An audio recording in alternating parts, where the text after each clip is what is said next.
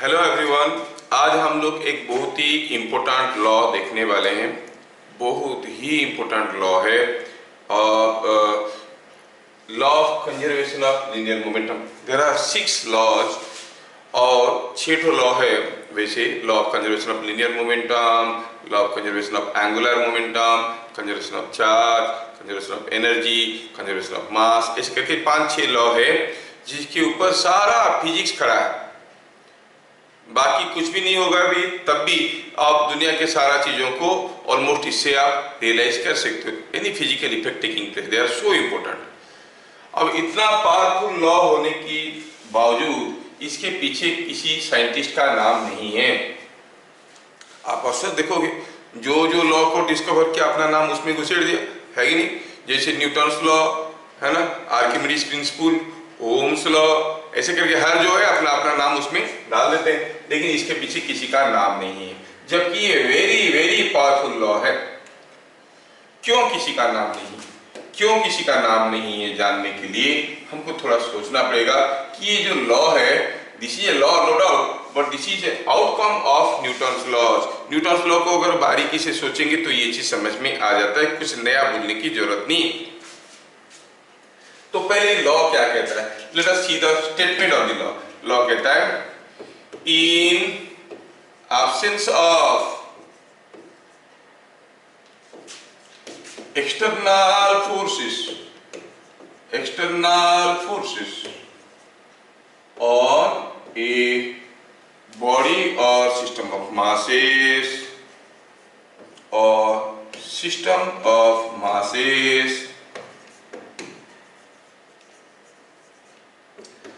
the total momentum of the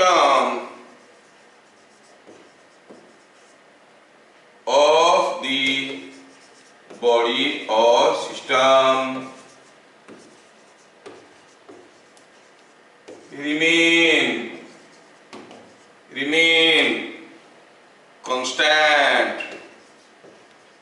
constant, or otherwise you call it conserved। Conserve का मतलब हुआ constant.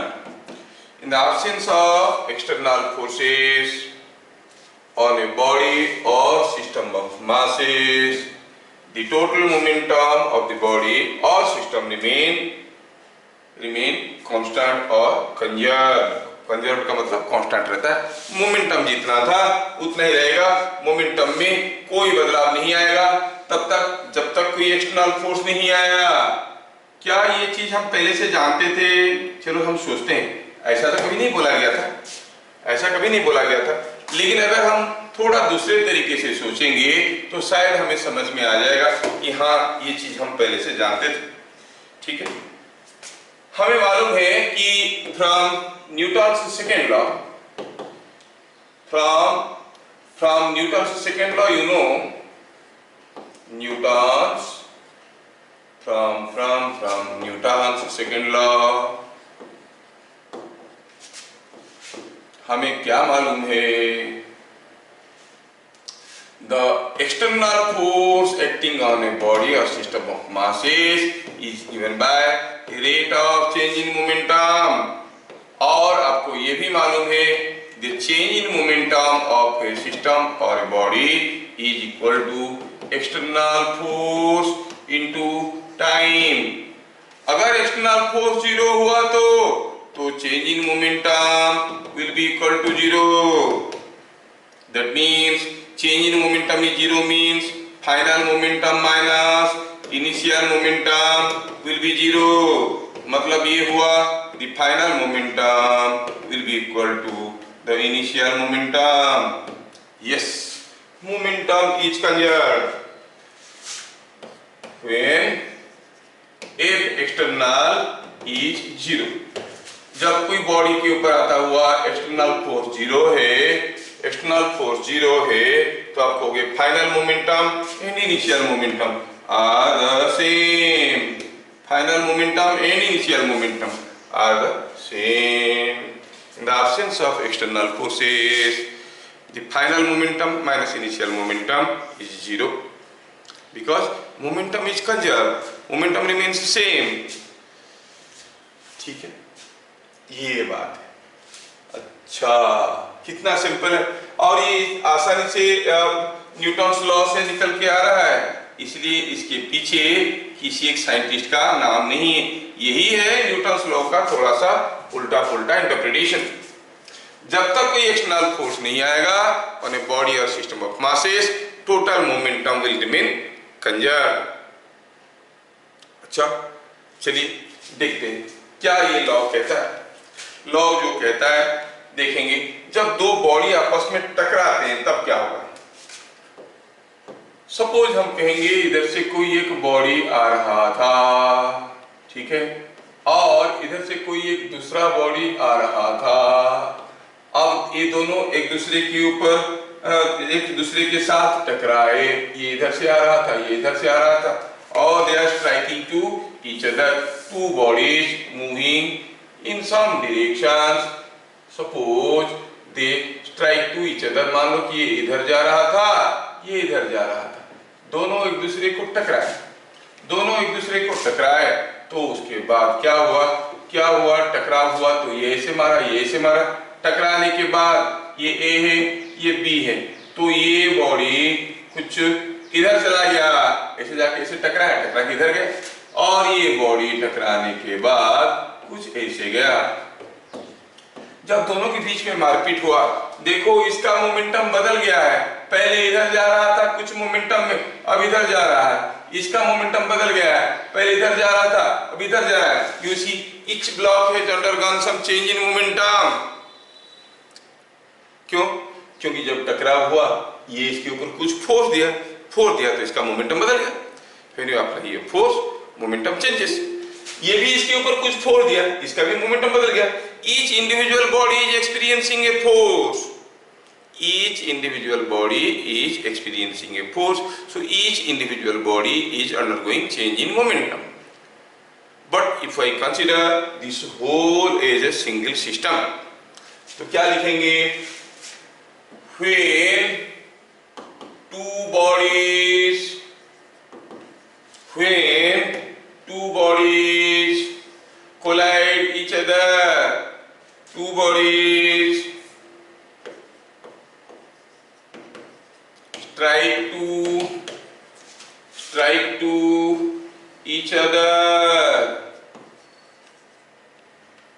अब जब दो बॉडी आपस में टकराते हैं, थोड़ा सोच के बताओ तो, अगर हम कहेंगे ये कोई एक 5 kg का मास है, 10 मीटर पर सेकंड में जा रहा था, इधर कोई एक 2 kg का मास है, ये 3 मीटर पर सेकंड में आ रहा था, दोनों एक दूसरे को टकराएंगे, कौन ज्यादा फोर्स लगाएगा दूसरे के ऊपर?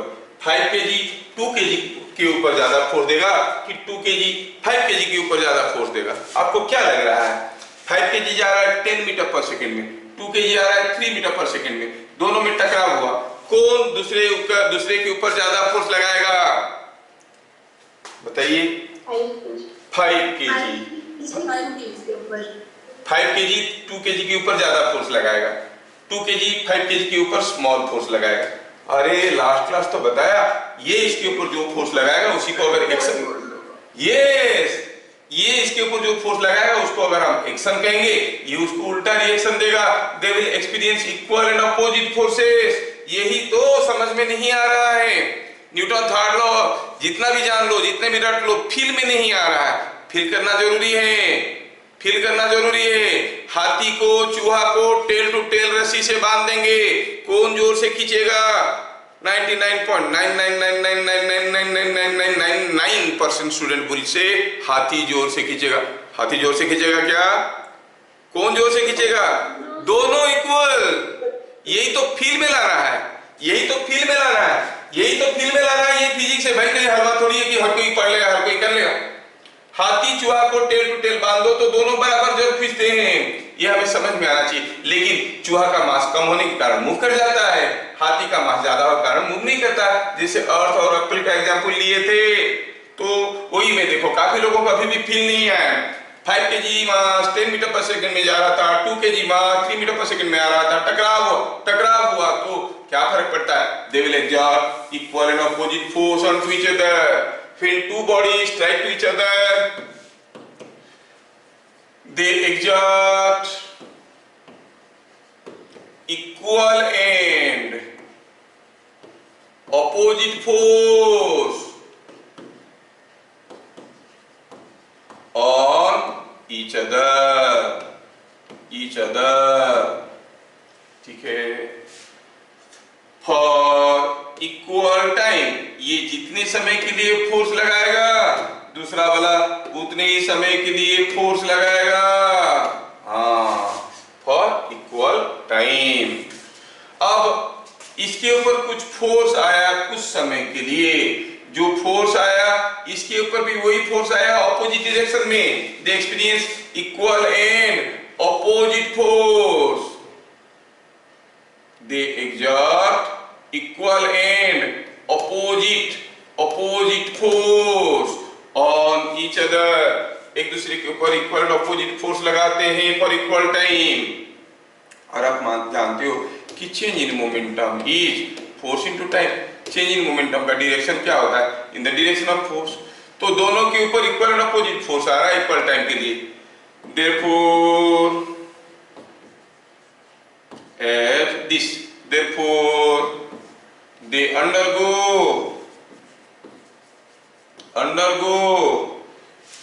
equal and opposite change in momentum,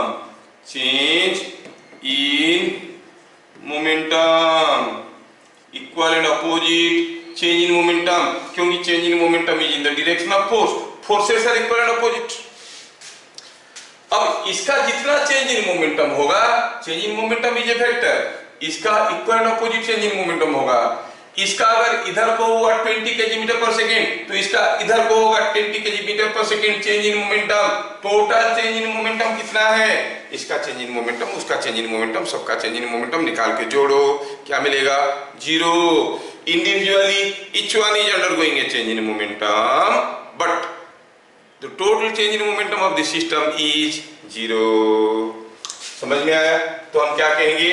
यहाँ पे हमें ये समझ में आया, फिर two bodies strike to each other, they exert equal and opposite forces onto each other for equal time, as change in momentum is force into time, therefore they undergo equal and opposite change in momentum।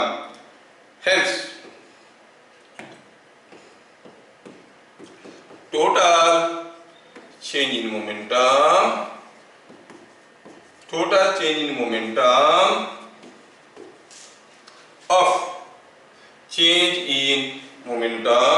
of the system is 0।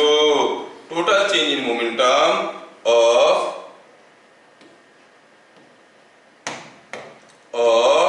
the system is 0। पहले जो change in moment था अभी वही change in momentum रहेगा।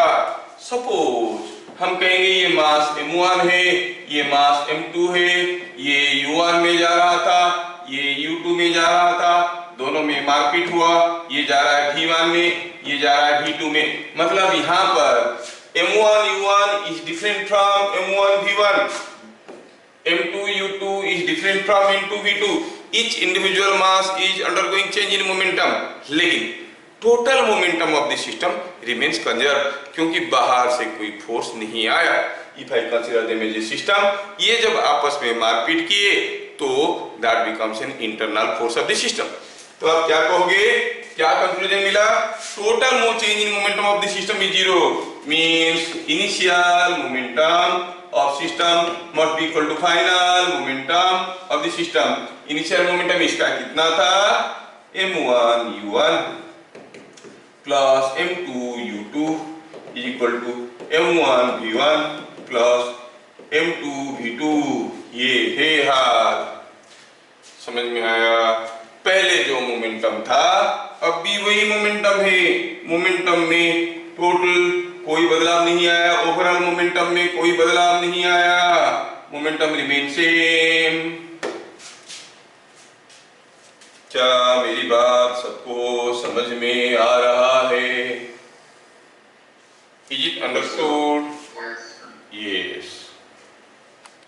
इस question को देखते हैं क्या कहा जा रहा है। इस क्वेश्चन में कहा जा रहा है कि 2 kg block moving with 5 meter per second strikes another 3 kg ball block which was earlier at rest.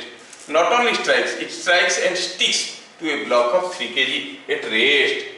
2 kg का ब्लॉक 5 मीटर पर सेकेंड में गया, 3 kg का ब्लॉक रास्ते में खड़ा था, टकराया, चिपक गया। चिपक जाने के बाद दोनों चलने लगेंगे मिलके, कितना जोर से चलेंगे ये आपको बताना है।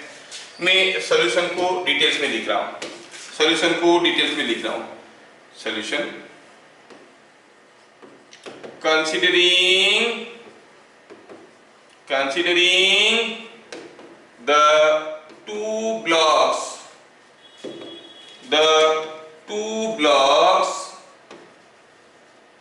considering the two blocks as a system, there is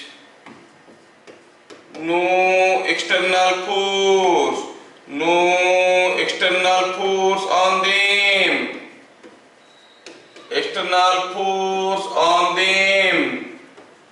आपको के साथ टकराएंगे तो एक दूसरे के ऊपर फोर्स तो देंगे ना।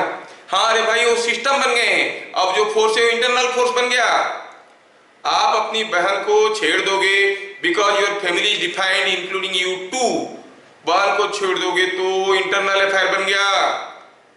बगल वाले घर के लड़की को छेड़ दो, वो एक्सटर्नल अफेयर हो गया, पुलिस आ जाएगा, है कि नहीं। इंटरनल अफेयर में पुलिस नहीं आता। हम अगर इनको लेके सिस्टम बना दिए, इनके बीच में जो भी मारपीट हुआ वो इंटरनल फोर्स है ना। तो ये जो सिस्टम है इसके ऊपर बाहर से तो कोई फोर्स नहीं आया क्या? सचमुच थोड़ा ध्यान से देखो तो wait was an external force, and there was a normal reaction also, that was an external force. But what was the net external force? Zero. Net external force was zero. As net external force is zero, आप कहोगे there is no external force on the system, ठीक है। So total momentum is conserved। हाँ sir ये तो समझ में आया। टोटल मोमेंटम इज कंजर्व का मतलब हुआ कांस्टेंट, का मतलब हुआ शुरू में जितना मोमेंटम था बाद में उतना ही मोमेंटम रहेगा, बाद में भी उतना ही मोमेंटम रहेगा, शुरू में जितना था उतना ही, है ना। तो चलो सोचते हैं कि how we are going to deal this. शुरू में जितना मोमेंटम था बाद में उतना ही मोमेंटम रहेगा, ठीक है। शुरू में मोमेंटम क्या था सिस्टम का? आप कहोगे शुरू में तो एक ब्लॉक चल रहा था, दूसरा ब्लॉक रेस्ट में था। तो आप कहोगे यहाँ पर था 2 kg का ब्लॉक, ये जा रहा था 5 मीटर पर सेकेंड में, ये सामने 3 kg खड़ा होकर देख रहा था, रेस्ट में था, ये 3 kg का ब्लॉक रेस्ट में था। तो टकराने के बाद दोनों एक दूसरे के साथ चिपक गए। क्या वेलोसिटी में जाएगा? कॉम्बिनेशन मालूम नहीं है। Assume the combination moves with velocity v। ये था 2 kg, तो आप कहोगे initial momentum must be equal to final momentum. Remember when you are saying initial momentum is equal to final momentum, remember they are same as per magnitude और and, as for magnitude and direction। Initial momentum का magnitude क्या था? 2 into 5, इसका था 2 into 5 और इसका, ये तो रेस्ट में था, कोई मोमेंटम नहीं था। 2 into 5 और प्लस 3 into 0। फाइनल मोमेंटम क्या था? दोनों मिलके चल रहे हैं, कौन 2 kg और 3 kg, मतलब 5 kg। क्या स्पीड में? v में, वही तो पता करना है। So final momentum is 5v। क्या मतलब हो? v is equal to 2 into 5 by 5, it is 10 by 5 is 2 metre per second. So the final velocity of the combination will be 2 metre per second. क्या सबको समझ में आया? Is it understood? Yes yes yes. अब इसमें मैं आपको थोड़ा बताना चाहूंगा ये कि चलो वेरीफाई करके देखते हैं क्या दोनों ही ब्लॉक का change in momentum equal and opposite है। दोनों ही ब्लॉक का change in momentum equal and opposite है। देखते हैं what is the change in momentum of 2 kg, what is the change in momentum of 3 kg। Just for sake of clarity हम क्या बताया, जब भी दो बॉडी टकराते हैं दे exert equal and opposite forces on to each other in directions opposite to each other, so undergo equal and opposite change in momentum, hence the overall change in momentum is zero. This is what we have understood, but now we want to cross verify. अब ये दोनों टकराया, 2 kg का momentum बदल गया है क्या? हाँ बदल गया भाई, पहले जा रहा था 5 में, अब इसके साथ मिलके 2 में जा रहा है। 3 kg का मोमेंटम बदल गया है क्या? हाँ बदल गया, पहले वो रेस्ट में था, अभी इसके साथ मिलके 2 में जा रहा है। क्या दोनों का चेंज इन मोमेंटम इक्वल और अपोजिट है? लेट अस, ये कुछ एक्स्ट्रा चीज हम देखना चाहते हैं, एक्स्ट्रा चीज हम देखना चाहते हैं। अभी हमें जितना समझ में आया उसके हिसाब से 2 kg जा रहा था कुछ 5 मीटर पर सेकेंड में, कौन? 2 kg। अच्छा, और 3 kg क्या था इसका? ये 3 kg तो रेस्ट में इधर हवा खा रहा था, टकराव हुआ तो पता चला 2 kg 3 kg के साथ चिपक के दोनों मिलके भागने लगे। कितने स्पीड में? कितने स्पीड में? कुछ v मीटर पर सेकेंड में, ठीक है ना, v मीटर। और v का वैल्यू भी हम लोग निकाल चुके हैं कि 2 metre per second. I want to verify, तो मैं ऐसे कह सकता हूं कि prove that delta p for 2 kg is equal to and opposite to delta p for 3 kg। ये वेक्टर है, they are equal and opposite, मतलब ये जितना होगा ये माइनस ऑफ उतना होगा।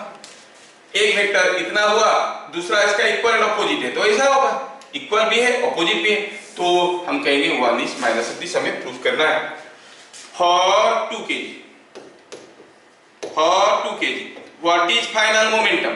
क्या कोई मुझे बताएगा 2 kg फाइनली कैसे जा रहा है? 2 मीटर पर सेकेंड में जा रहा है, 2 into 2i कैप, क्योंकि इधर जा रहा है। अच्छा, what was initial momentum?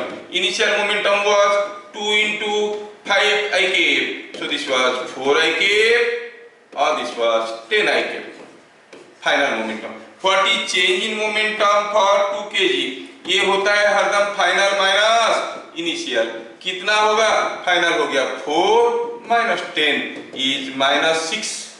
4 minus 10 is equal to minus 6 i kg metre per second. क्या है? Change in momentum of 2 kg। अगर हम देखेंगे चेंज इन मोमेंटम ऑफ और फॉर 3 kg, क्या कोई मुझे बताएगा इनिशियल मोमेंटम क्या था? 0। फाइनल मोमेंटम क्या था? फाइनली तो ये मूव कर रहा था भैया, कितना जोर से? 2 मीटर पर सेकेंड में इधर को, so it is 3 into 2 that is i cap, that is equal to 6i cap. अच्छा, तो change in momentum of 3 kg is final minus initial, और फाइनल तो है 6i कैप, इनिशियल तो है 0, it is 6i cap. Don't you see, one is coming minus 6i cap, other is coming 6i cap, मतलब delta p3 is equal to 3 kg, delta p of 3 kg is minus of delta p of 2 kg। क्या बातें समझ में आ रहा है? और are you able to discover the magic? समझ में आ रहा है क्या? यस, देखो जब आपस में टकराव हो रहे हैं दोनों का मोमेंटम में इक्वल एंड अपोजिट चेंजेस आया है, इसीलिए इसका चेंज प्लस उसका चेंज, टोटल चेंज 0। आपने 1000 रुपया खर्चा कर दिया बाहर जाके, और आपको भाई को आज 1000 रुपया एक्स्ट्रा मिला सैलरी। घर का ओवरऑल लॉस कितना हुआ सिस्टम का? 0। ओवरऑल गेन 0, पहले जितना था अभी उतना ही है। Money is conserved. एक ने मोमेंटम लूज किया, दूसरे ने मोमेंटम गेन किया, ठीक है ना, जुड़ गया, तो overall momentum of the system is remaining same. I hope you have understood this question. चलिए अब आगे आपको कुछ क्वेश्चंस की आंसर बताना है, ठीक है। चलिए मैं आपको एक क्वेश्चन देता हूँ। से मैं कहूँ कि यहाँ पे हुआ यूं है कि एक ब्लॉक था ऐसे, ये ब्लॉक था ऐसे, ये ब्लॉक इधर जा रहा था से, ये 4 kg का ब्लॉक था, इधर जा रहा था 8 मीटर पर सेकेंड। चलो ये मानते हैं कि ये कोई एक 16 kg के ब्लॉक को, हेवी ब्लॉक को धक्के मारा, जो से 16 kg का ब्लॉक जो कि रेस्ट में था, टकराव हुआ। टकराव होने के बाद जो 4 kg का ब्लॉक था, चलो मानते हैं वो वापस आने लगा 1 मीटर पर सेकेंड में। तो पूछा है बताओ इस 16 kg ब्लॉक क्या हुआ होगा इसका, ये अगर मूव किया होगा तो किधर को मूव करेगा, कैसे मूव करेगा, कितना जोर से मूव करेगा, ठीक है ना। सपोज हमें पूछा गया है what is the velocity of 16 kg block after collision. तो क्या कहता है क्वेश्चन, क्वेश्चन को थोड़ा ढंग से लिखेंगे हम लोग, क्वेश्चन को थोड़ा ढंग से लिखेंगे। ये 8 मीटर पर सेकंड में जा रहा था, ये रेस्ट में था तो रेस्ट को ऊपर ले लो, और ये 1 मीटर पर सेकंड में जा रहा था, ये 1 मीटर पर सेकंड में जा रहा था, तो इसको भी थोड़ा कंपैक्ट करके यहाँ पे छोड़ देते हैं।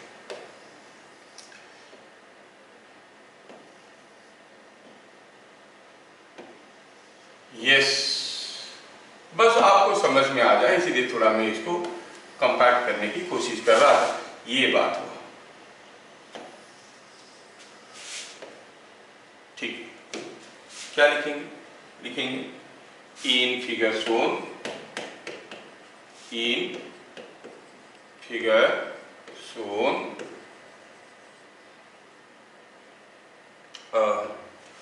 इन figure shown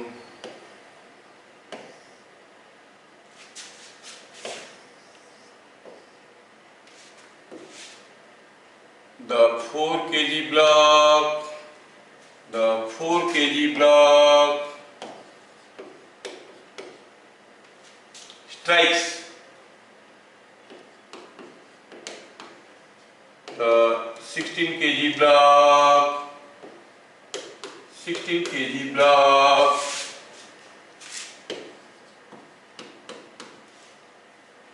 at rest and bounces back, bounces back. Find final velocity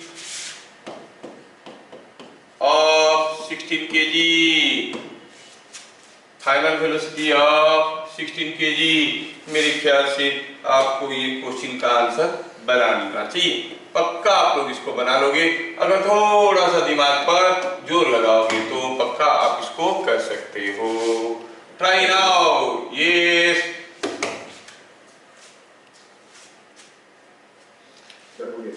sir, हो गया। आप लोग कर सकते हो इसको, बहुत बढ़िया है, हो गया। कितना अच्छा है, हो गया तो कितना अच्छा है।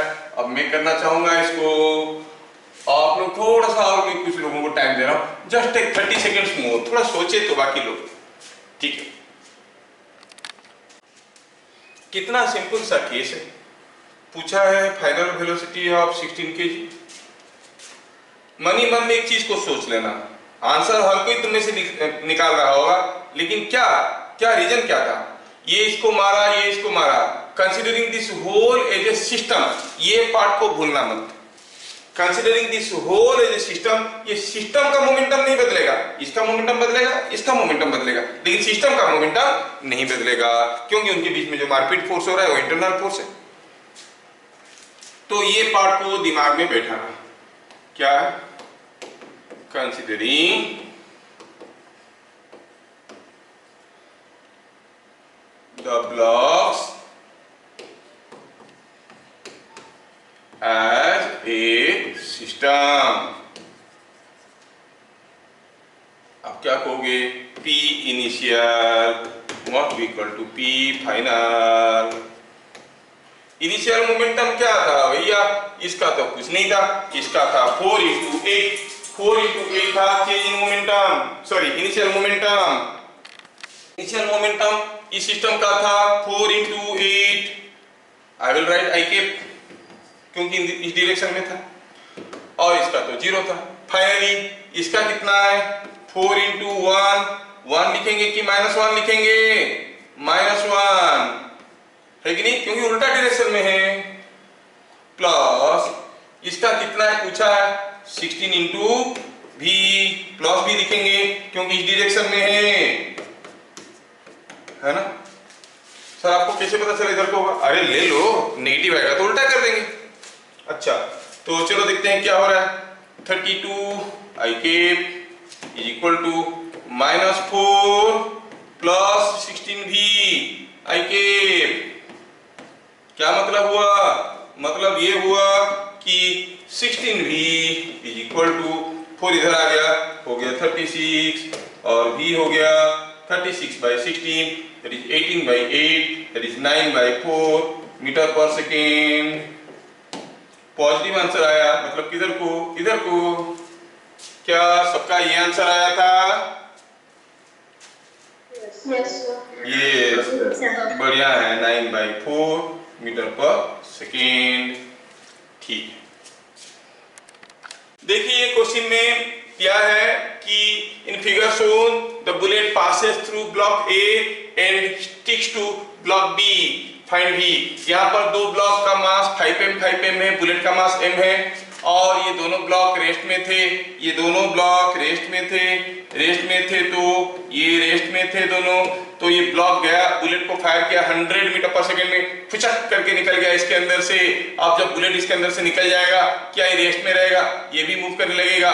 बुलेट इसके अंदर से फुचक करके निकल गया, इसके अंदर धप करके रुक गया। फिर पता चला ये मूव कर रहा है 10 मीटर पर सेकेंड में, ये कितने में मूव करेगा बताओ? ये है question. This is moving with 10 meter per second. The question is with what velocity the other block is likely to move. क्या वेलोसिटी में दूसरा ब्लॉक मूव करेगा, ये आपको बताना है। दूसरा ब्लॉक क्या वेलोसिटी में मूव करेगा, ये। चलिए कोशिश करते हैं। अगर हम इसको सिस्टम मान लेते हैं, आप कहोगे इनिशियल मोमेंटम, वो स्टेटमेंट हमारा बरकरार है, considering the bullet and the two blocks as a system. तो उनके बीच में जो भी मारपीट हुआ वो इंटरनल फोर्स हो गया, है ना। तो हम कहेंगे initial momentum must be equal to final momentum. Initial momentum कितना था भैया? इसका था 100m, और ये दोनों का तो नहीं था, इसका अब क्या हो गया 5m, मूव कर रहा है 10 में। प्लस ये कौन है? ये भी 5m है, लेकिन ब्लॉक उसके अंदर बुलेट घुस गया है, 5m प्लस m हो गया 6m। ये जा रहा है v में, देख लो, आपको भी निकालना है। Is it not coming out to be 25/3 metre per second? Yes, देख लो कितना सिंपल है, है ना। अगला question,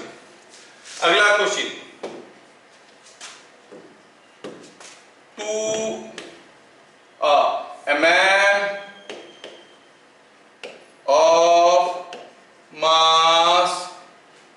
a man of mass 50 kg was standing on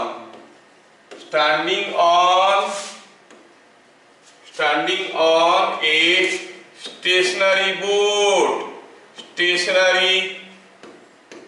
boat of mass 100 kg. If the man runs with say something like 6 meter per second on the boat, find velocity of boat का velocity क्या होगा? ये है boat, यहाँ पर वो आदमी था 50 kg वाला, ये बोट है 100 kg का। अब ये आदमी बोट के ऊपर भागने लगा, कितने? पहले तो रेस्ट में था, ये पहले रेस्ट में था, बाद में हुआ क्या कि ये बोट के ऊपर खड़ा हुआ आदमी भागने लगा।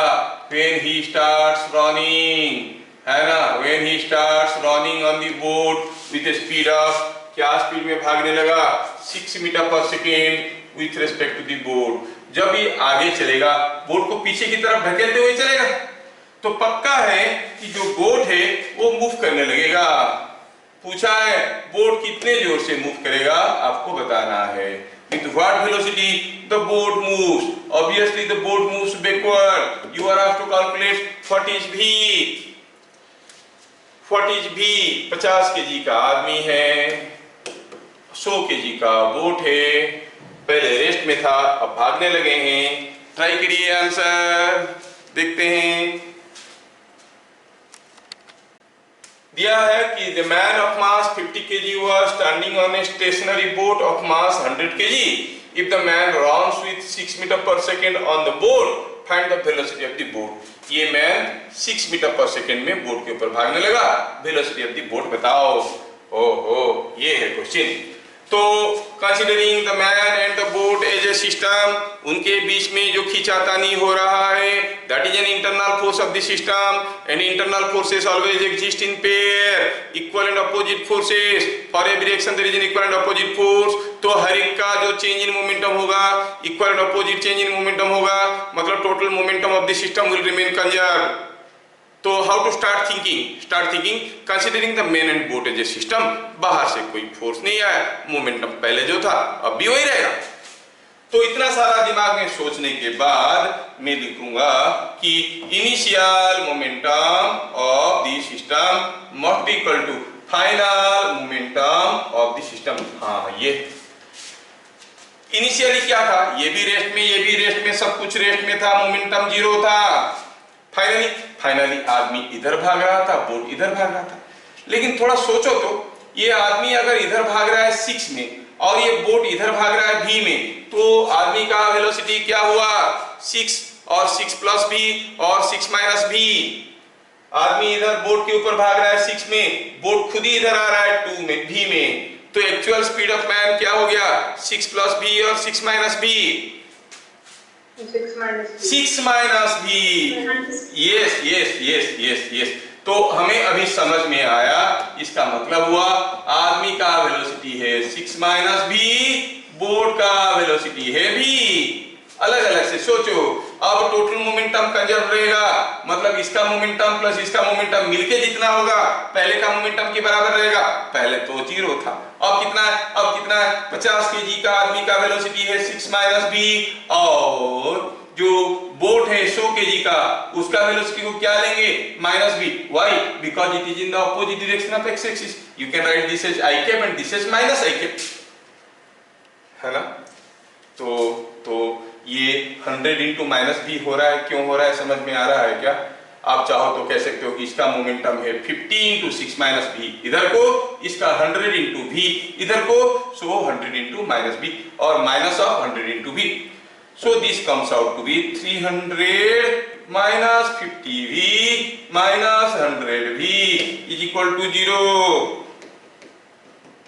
क्या यहां से हमें कुछ v मिल जाएगा?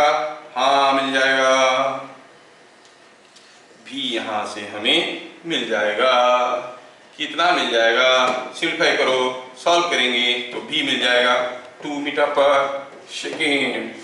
150v इधर आ गया 300, 150v is equal to 300v is equal to 2 metre per second.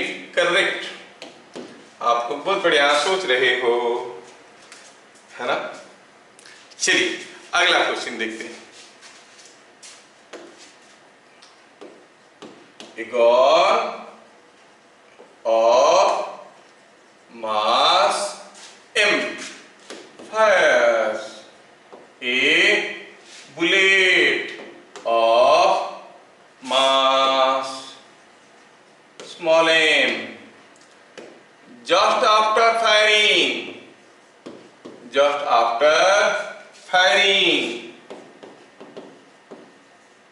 what is ratio of their kinetic energy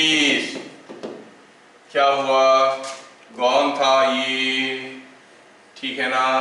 ये गॉन था, अब इसके अंदर बुलेट था, फायरिंग हो गया। जैसे फायरिंग हो गया, गॉन तो वही है, बुलेट भी वही है, लेकिन बुलेट निकल के भागा होगा। कितना जोर से गया कोई जानकारी नहीं दिया है, तो पक्का ये गॉन पीछे की तरफ भागा होगा, क्योंकि सेंट्रल मास को बैलेंस रखना है। न्यूटन फर्स्ट लॉ से सोचो, या मोमेंटम कंजर्व करना है। पहले मोमेंटम जीरो था, अभी मोमेंटम जीरो ही होगा। इसका इधर को हो गया तो इसका इधर को होगा। कितना वेलोसिटी में कोई जानकारी नहीं है, कोई जानकारी नहीं है। बस ये दिया है कि इसका मास m है, इसका मास m है। बताओ इन दोनों का काइनेटिक एनर्जी का रेशियो क्या है?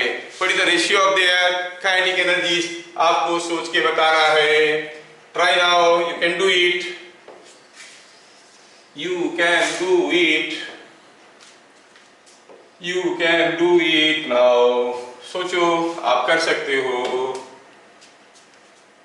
पूछा है क्या होगा kinetic energy, ratio of kinetic energy of gone and bullet system. ठीक है, देखते हैं कौन सबसे पहले आंसर बताता है, कौन सबसे पहले आंसर बताता है। Try try try, you can do. ये कौन है? ठीक, you can do it now. थोड़ा सा दिमाग पर जोर लगाओ, आप बना सकते हो। You are all very clever. करो करो, थोड़ा सा ट्राई करो।